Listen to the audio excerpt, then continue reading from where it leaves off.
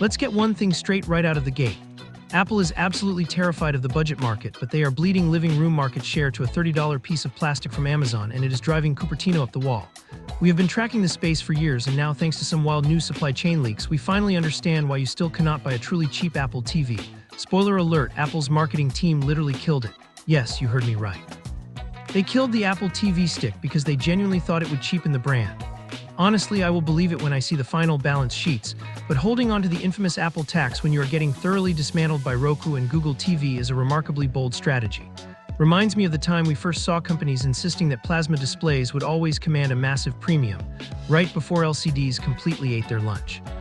Let's separate the real leaks from the noise today, because what is actually happening behind closed doors is fascinating. We currently have conflicting reports from reliable sources like Ming-Chi Kuo, Mark Gurman, and the deep Asian supply chain that all point to a massive impending pivot in Apple's living room strategy. If you look closely at the current Apple TV 4K, you have to admit it is an absolute beast of a machine. The 2022 model is running an A15 Bionic chip. For context, that is the exact same silicon sitting inside the iPhone 13, but here it is not thermally throttled under the heavy loads of a sealed glass phone chassis. It sits there plugged into the wall, acting as a perfectly seamless daily driver for smart home setups. The integration with the broader Apple ecosystem is undeniably unmatched, but there is a catch, and it is a big one. It starts at $129 for the base 64GB Wi-Fi model. Meanwhile, Google just slashed the price of their new Google TV streamer 4K down to around $76, and you can grab a 4K Fire Stick for roughly the price of two decent lattes. Because of this stubborn pricing floor, Apple is currently sitting in a rather embarrassing distant fifth place in streaming box market share. Fifth, they are trailing far behind Roku, Amazon, Google, and even Samsung's built-in Tizen operating system. Mark Gurman over at Bloomberg recently dropped a bit of a bombshell regarding this. He noted that Apple actually had a fully functional, highly affordable Apple TV stick ready to roll off the assembly line. It was designed as a simple, elegant dongle that would just plug right into the back of your television, completely bypassing the need for a heavily machined aluminum or plastic box. But Apple executives nixed the project at the 11th hour. They decided it was simply too down-market. They wanted to keep the hardware premium. But here is where my skepticism kicks in, and perhaps yours does too. Does keeping the hardware premium actually matter if you're actively losing out on millions of potential Apple TV Plus and Apple Arcade subscriptions? In today's tech landscape, content is king, and by keeping the toll so exceptionally high, Apple is effectively locking themselves out of the living room. But wait, because Ming-Chi Kuo is stepping into the ring with a completely different angle, and this is where things get genuinely interesting. Kuo is heavily suggesting that a sub-$100 Apple TV is still the absolute sweet spot for the company, and he expects the next generation to hit that precise mark.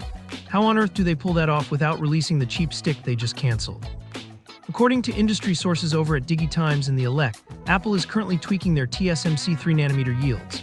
Now we know they have a massive surplus of older chips, which is standard operating procedure for Cupertino. But the rumor mill is spinning up a rather wild idea.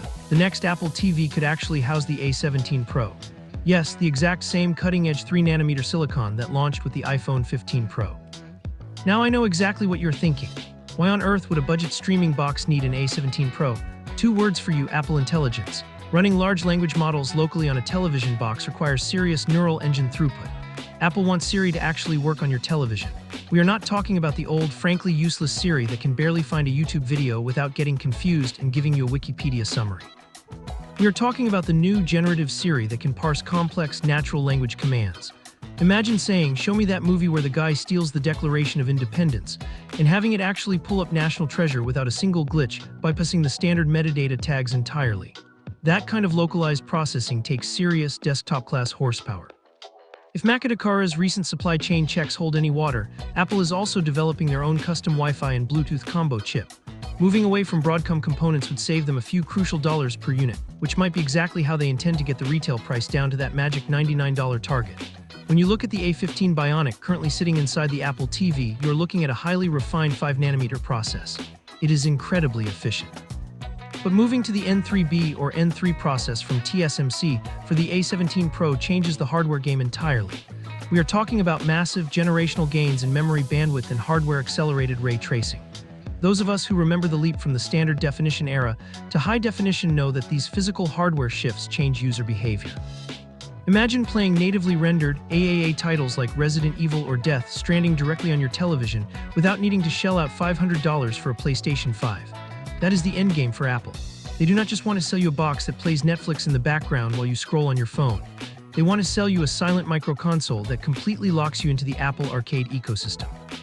But they know they cannot achieve that paradigm shift if the barrier to entry remains north of $130. They desperately need the volume. There is another massive shift happening in the smart home space right now that Apple is definitely watching, and it directly impacts this hardware cycle. Walmart is apparently partnering up with Google to launch an unbranded smart speaker powered by Gemini, specifically designed to aggressively undercut Amazon's Echo devices. People are getting incredibly frustrated with Alexa lately. The aggressive upselling, the weird ad insertions, the unsolicited backtalk when you just want the living room lights off. Users simply want a speaker that tells them the weather and manages the thermostat without asking if they want to subscribe to paper towel deliveries. Apple's HomePod Mini is a fantastic piece of audio engineering, but it is expensive for what it is. A cheaper Apple TV could act as the ultimate Trojan horse for the entire smart home.